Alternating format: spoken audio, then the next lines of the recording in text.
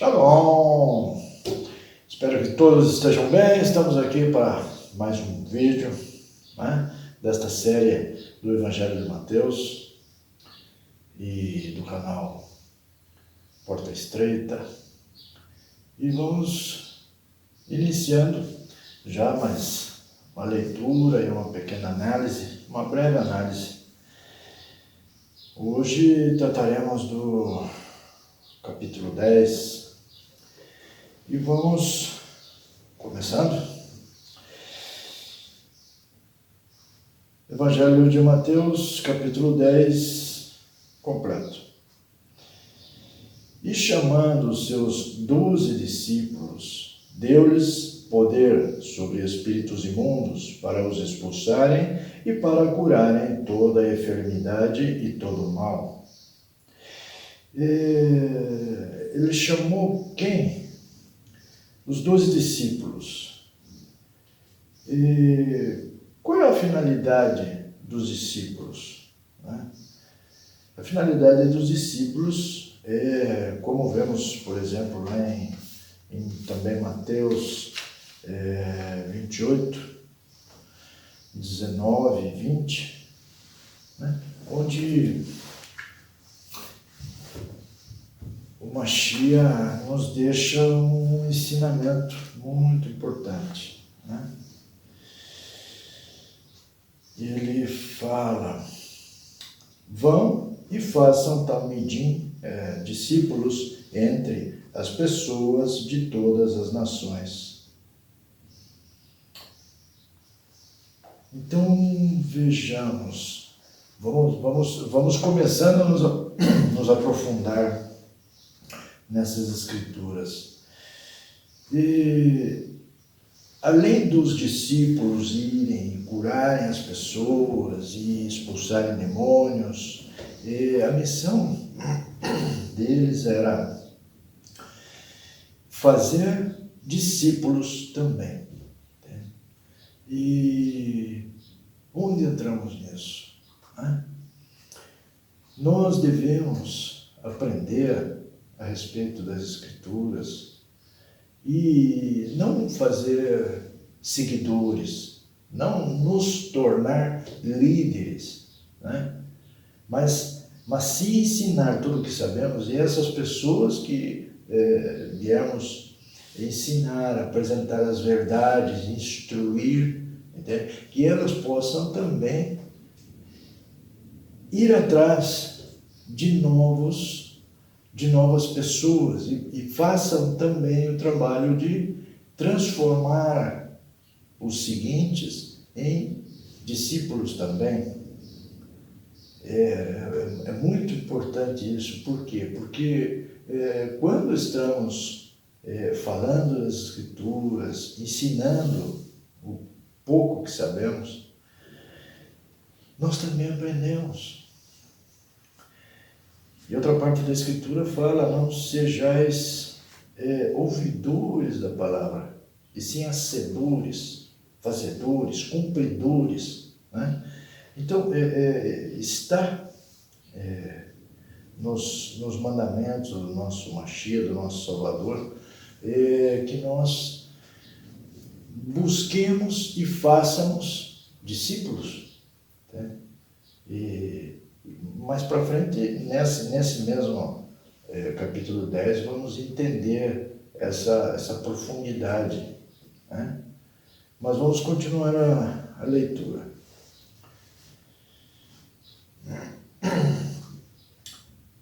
Ora, os nomes dos 12 apóstolos são estes: o primeiro, Simão, chamado Pedro, e André seu irmão, Tiago, filho de Zebedeu, e João seu irmão, Filipe e Bartolomeu, Tomé e Mateus, o publicano, Tiago, filho de Alfeu, e Lebeu, apelidado de Tadeu, Simão cananita e Judas Iscariotes, aquele que o traiu.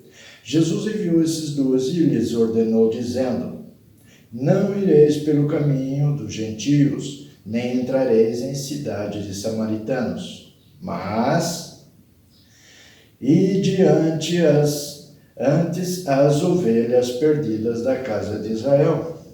Esse é o propósito do nosso Salvador, mais conhecido como Jesus, né? O propósito dele era vir para as tribos perdidas da casa de Israel. E quando ele juntou os seus discípulos, os 12, a mesma instrução ele deu foi que fossem primeiramente, para as ovelhas perdidas da casa de Israel. E eles foram. E indo, pregai dizendo, é chegado o reino dos céus. Em outra tradução diz, o reino dos céus vos é oferecido. Curai enfermos, limpai os leprosos, ressuscitai os mortos, expulsai os demônios. De graça recebestes e de graça dai. Não possuais ouro nem prata, nem cobre em vossos cintos, nem alforjes para o caminho, nem duas túnicas, nem alparcas, nem bordão, porque digno é o operário do seu alimento.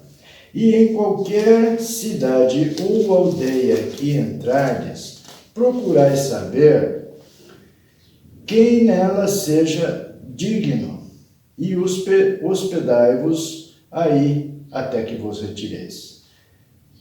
A primeira coisa que devemos levar em conta aqui, por exemplo, os discípulos não iriam se hospedar em casa de qualquer desconhecido, ou que não fosse cumpridor da Torá. Se buscarmos, por exemplo, o que quer dizer digno no dicionário, ele vem de honrável, respeitável, justo. O cumpridor da Torá é justo. Especialmente os discípulos, que eles eram judeus praticantes, né? Muito observadores da Torá, eles não iriam entrar, e muito menos se hospedar, em casa de quem não fosse, né? Temos um exemplo, por exemplo, de Pedro, né? Que ele foi até a casa de uma pessoa que não era judeu, né? Mas antes ele teve uma visão, e desceu um lenço, né, dos céus, nessa visão, e para que ele se alimentasse desses animais. E ele falou, não, eu nunca comi nada impuro, né?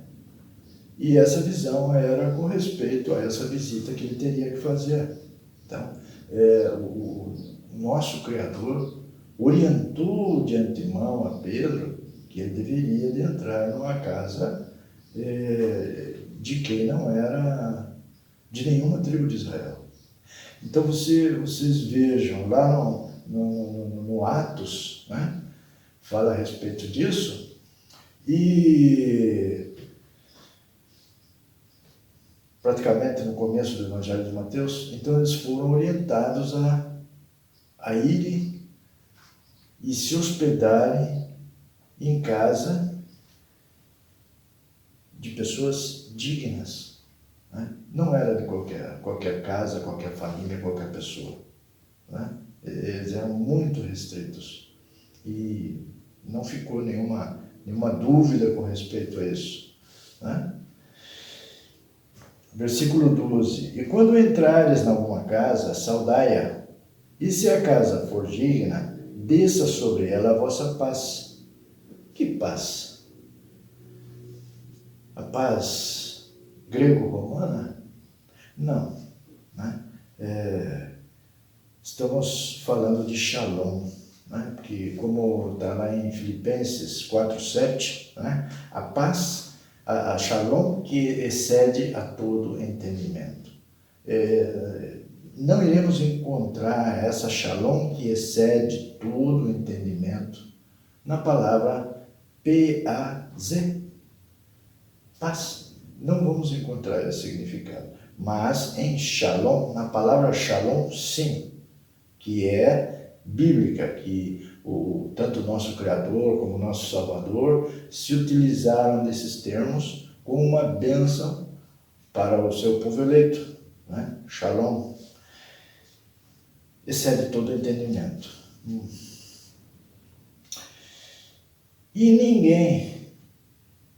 Se ninguém vos receber, nem escutar as vossas palavras, saindo daquela casa ou cidade, sacudir o pó dos vossos pés.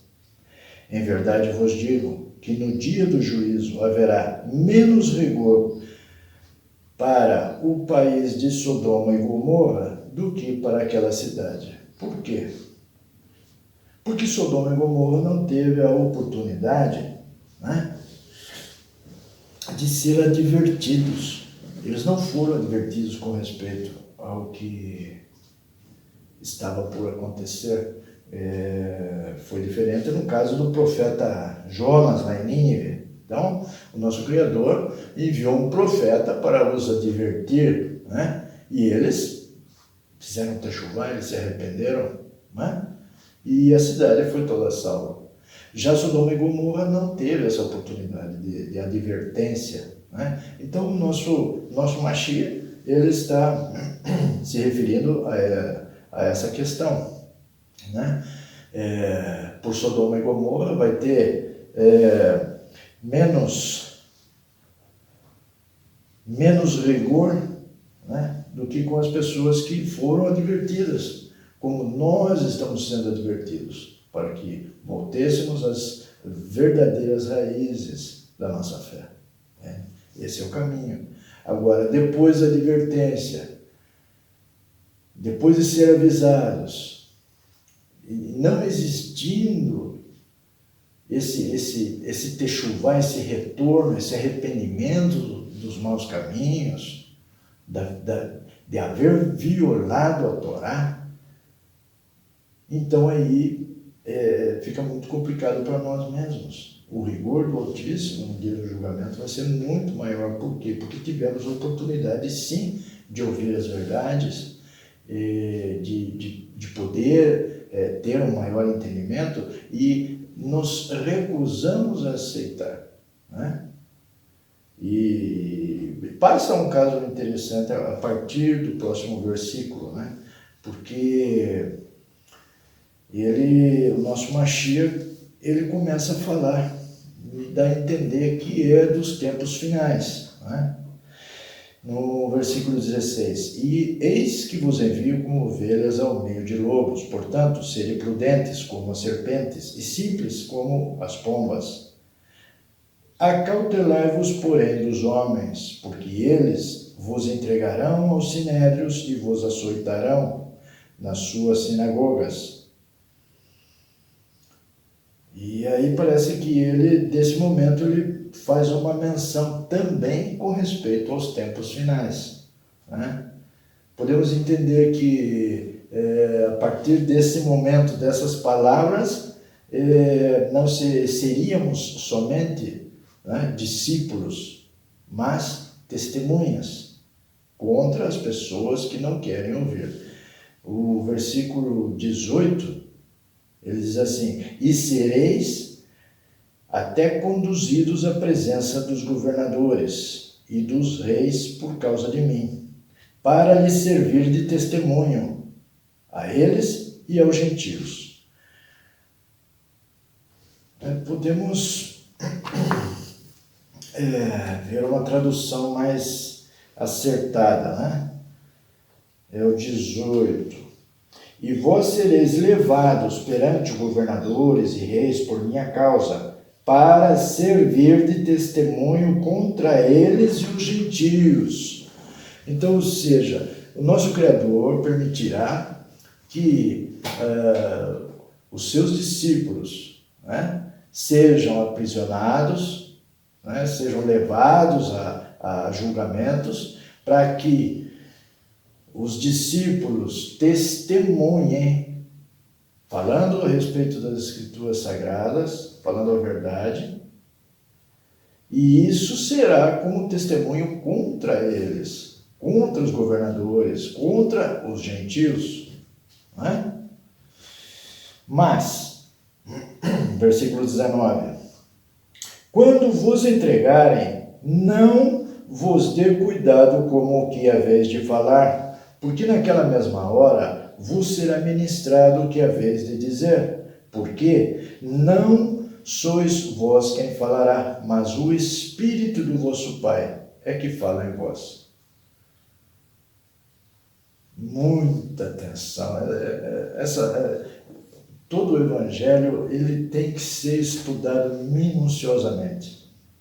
Minuciosamente, porque cada versículo, cada palavra tem um peso, tem um significado muito grande para nós, desde antes, desde que o Mashiach proferiu essas palavras, né?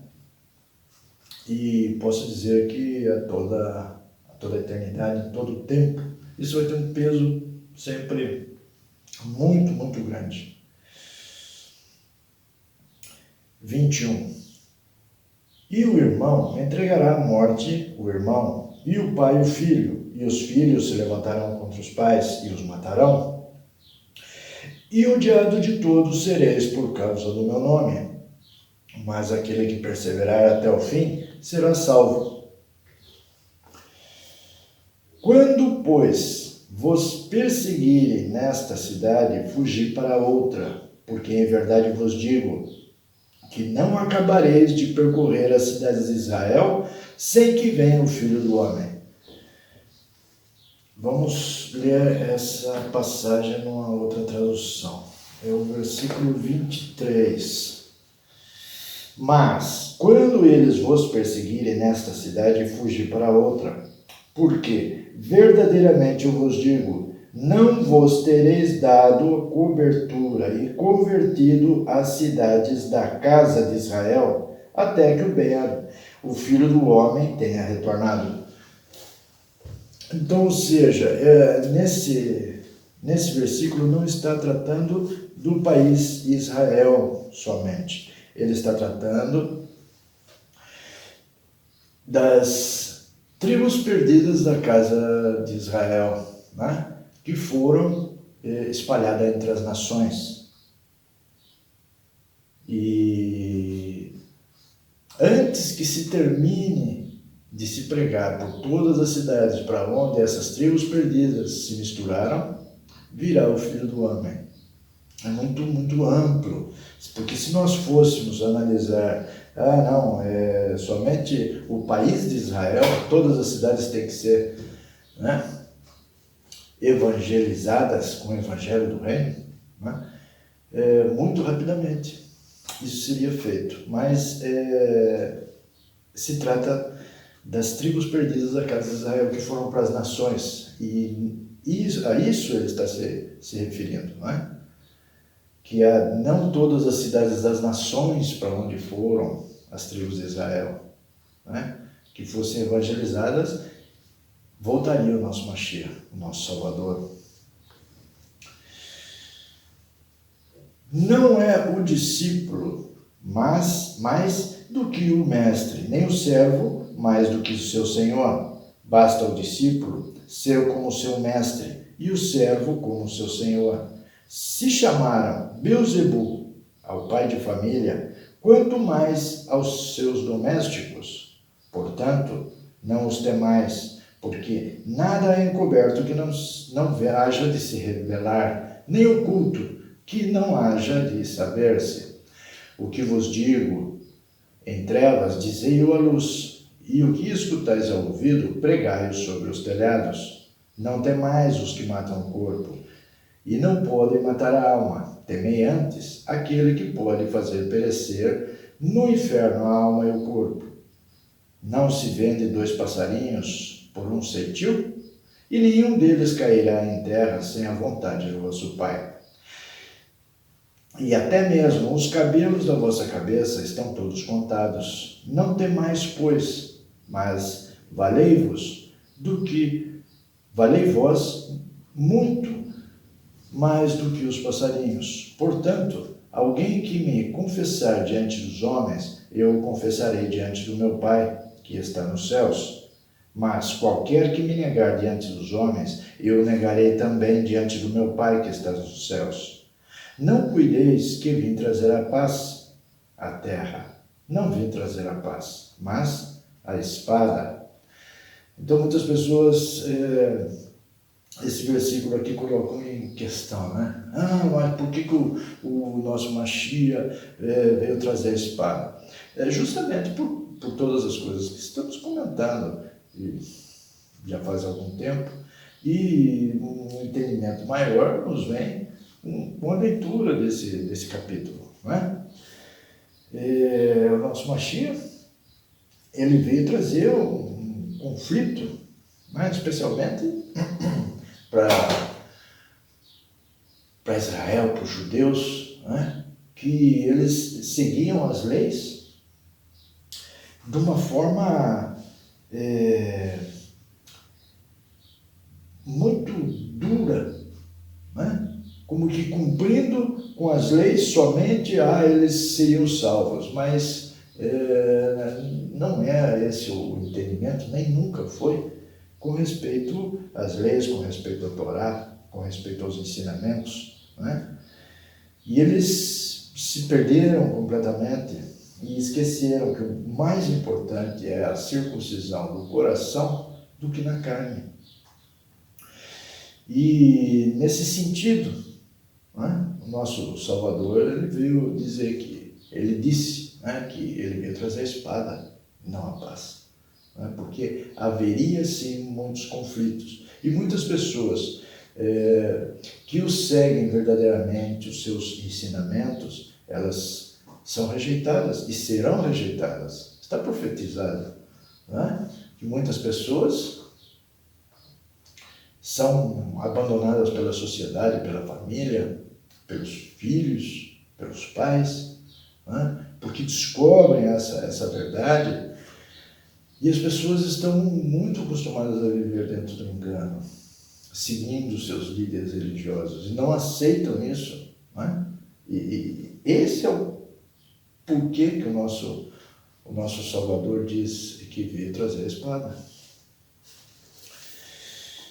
35. Porque eu vim pôr em dissensão o homem contra seu pai, e a filha contra sua mãe, e a nora contra sua sogra, e assim os inimigos do homem serão os seus familiares. Quem ama o pai ou a mãe mais do que a mim, não é digno de mim. E quem ama o filho ou a filha mais do que a mim, não é digno de mim. E quem não toma a sua cruz e não segue após mim, não é digno de mim. Quem achar sua vida, perdê-la-á.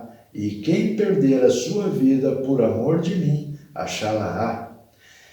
Quem vos recebe a mim, me recebe. E quem recebe a mim, recebe aquele que me enviou.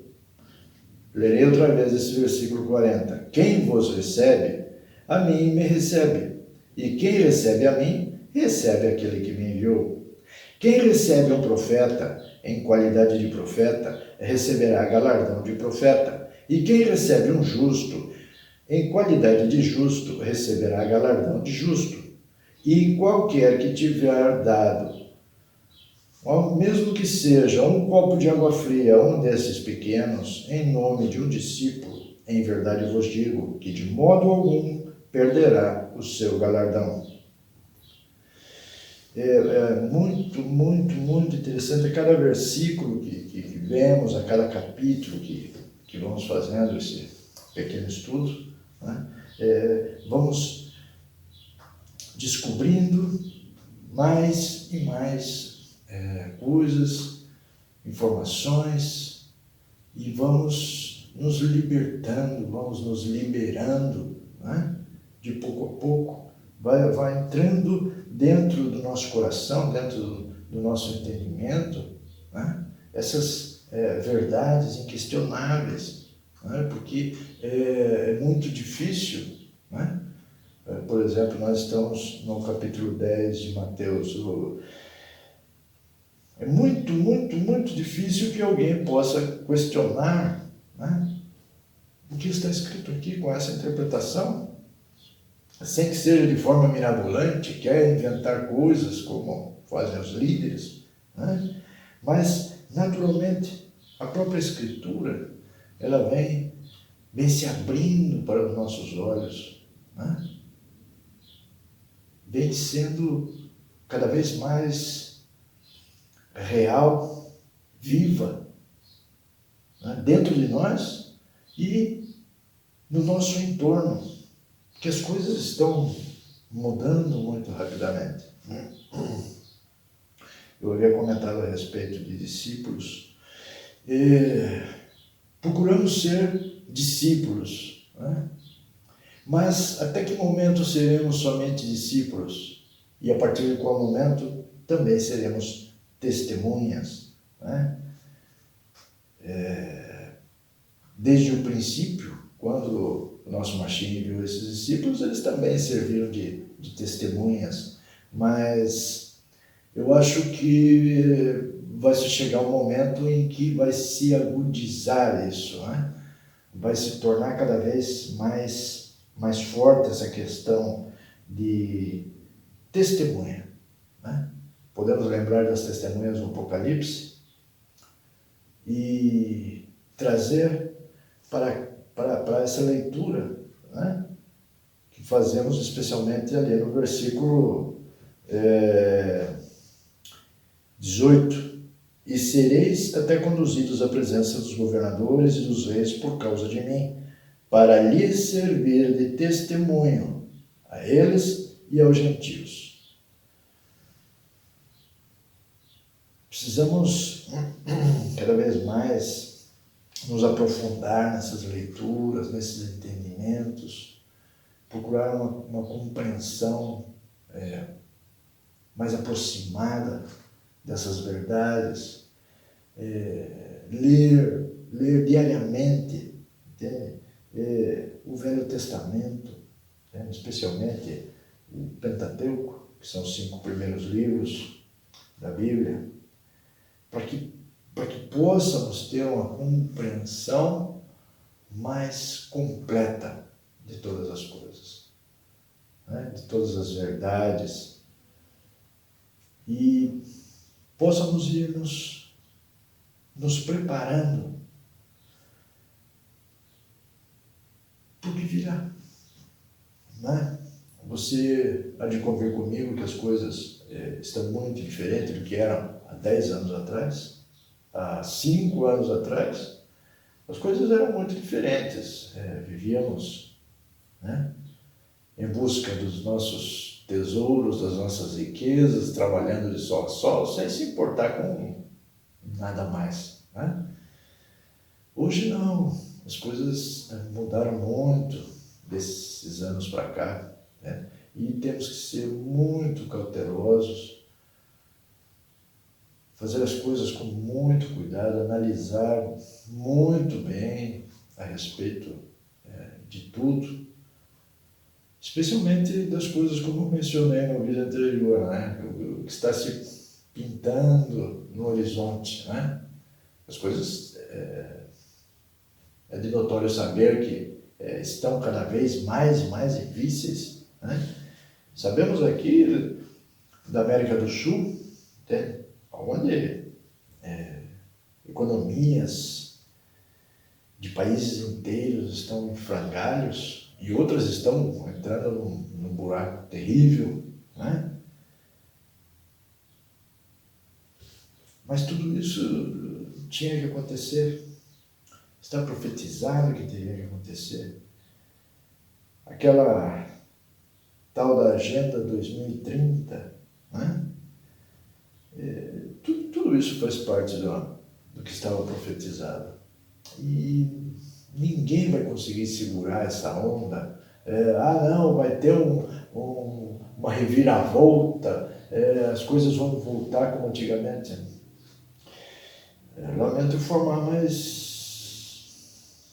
não vai não, né? As coisas, a tendência é piorar, né? E temos que estar preparados. Temos que ao menos saber as verdades, né? Para que não cheguem momentos de muita dificuldade e estejamos extremamente perdidos, né? Não podemos sequer pensar em viver no engano, né? Temos que estar bem preparados. E a única preparação é a espiritual.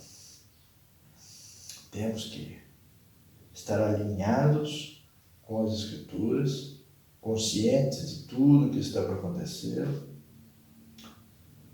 nos aferrarmos, né, a estas palavras e estar fortalecidos, porque não tem de outra forma, né? Não existe de outra forma. Muitas pessoas pensam, não, eu vou ganhar mais dinheiro, eu vou guardar que isso e aquilo. De nada vai adiantar. Já temos muitas notícias, já vemos, né, experimentos que são feitos, por exemplo, igual na China, né, com relação ao novo sistema de dinheiro, de pagamento, né? E o que está se pintando é que ninguém vai ser dono de mais nada, tudo pertence ao governo, ao comunismo, né?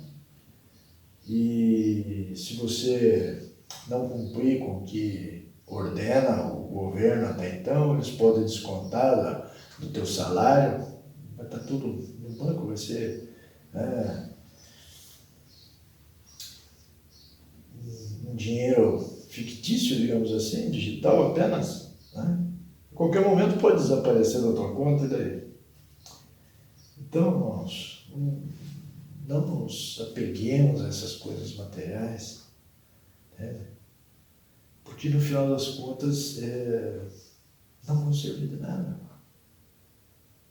Entende? Nós temos que estar apegados realmente à verdade, às Escrituras.